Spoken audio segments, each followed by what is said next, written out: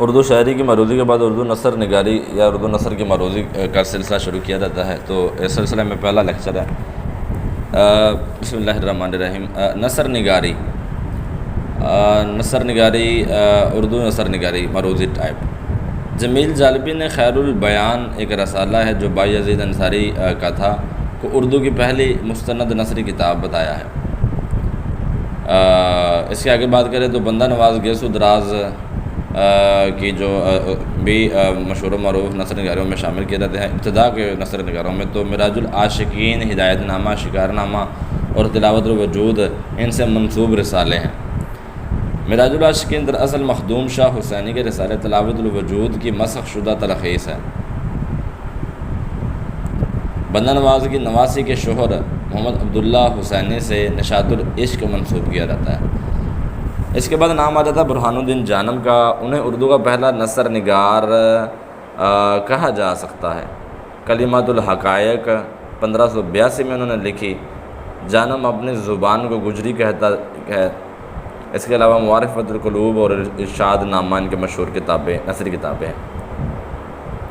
اس کے بعد نام آ جاتا ہے صبرس کا، جو 1635 میں لکھی گئی۔ 15ویں صدی سے 18ویں صدی میں صرف یہی ایک ادبی کتاب لکھی گئی۔ اس سے قبل جو ہے 18ویں صدی سے قبل جو کتابیں ہمیں ملتی ہیں وہ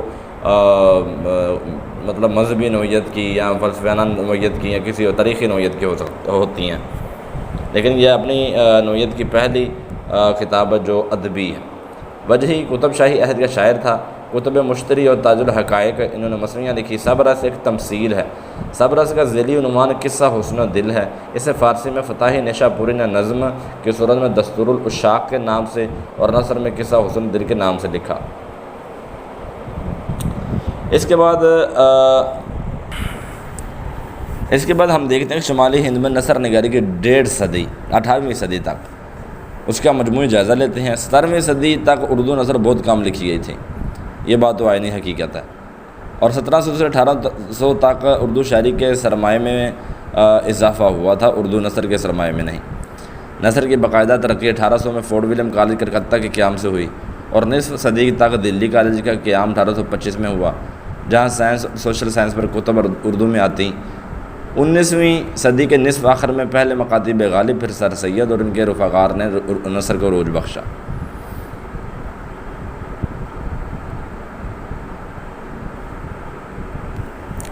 شمالی ہند میں نثری تصانیف کا آغاز مذہبی تالیفات اور تراجم سے ہوتا نظر آتا ہے۔ اس سلسلے کی پہلی اہم کتاب فضلی کی کربل کتھا ہے، جو 1732 میں آئی۔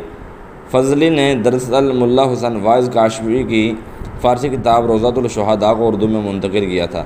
اس میں 12 ابواب ہیں، لہذا اس کا نام 2 از دا مجلس بھی ہے۔ 18ویں صدی میں یہ 1732 میں آئی۔ اس کے بعد 1750 میں ایک کتاب آئی۔ 1750 میں عیسوی خان بہادر نے ایک نثری تصنیف لکھی جس کا نام تھا قصہ مہر افروز و دلبر۔ اس کے بعد 1775 میں ہمیں نو طرز مرصع جو ہے وہ نظر آتی ہے، جو کہ میر محمد حسین عطا خان تحسین نے فارسی قصہ چہار درویش سے اخذ کر کے دقیق اردو میں لکھا۔ یہ جنرل سمتھ کی ایما پر لکھی گئی تھی 1775 میں۔ پھر 1780 میں سودا کا دیوان مراسی کا دیباچہ اردو میں ملتا ہے۔ 1786 میں شاہ ولی اللہ کے بیٹے شاہ رفیع الدین اور شاہ عبد القادر کے جو قرآن کے تراجم ہیں وہ ملتے ہیں۔ 1786 میں ایک ترجمہ کیا گیا اور ایک 1790 میں کیا گیا۔ بعض کے نزدیک شاہ عبد القادر نے موزل قرآن کے نام سے 1786 میں کیا، اور 1790 میں شاہ رفیع الدین، اور بعض کے نزدیک شاہ رفیع الدین نے 1786 میں موزل قرآن کے نام سے ترجمہ کیا، جبکہ شاہ عبد القادر نے 1790 میں با محاورہ ترجمہ کیا۔ اس کے علاوہ 18ویں صدی کے آخر میں عجائب القصص کے نام سے مغل بادشاہ شاہ عالم ثانی نے تحریر لکھی جو 1792 میں مکمل ہوئی۔ تو یہ تھی جناب 1.5 صدی شمالی ہند کی جو نثر لکھی گئی ہے اس کی ایک روایت کا مختصر جائزہ لیا گیا ہے۔ اس کے بعد 19ویں صدی کا نصف اول یعنی کہ فورٹ ولیم کالج کا آغاز ہوتا ہے۔